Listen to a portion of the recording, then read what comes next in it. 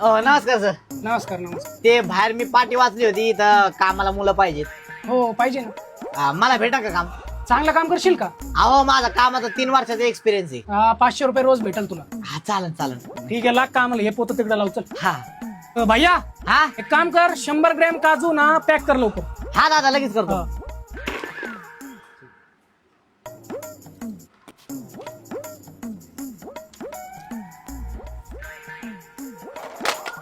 हा झाले.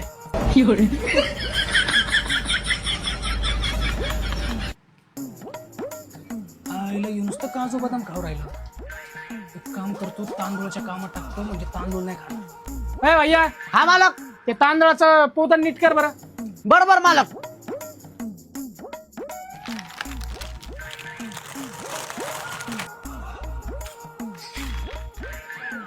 ठेव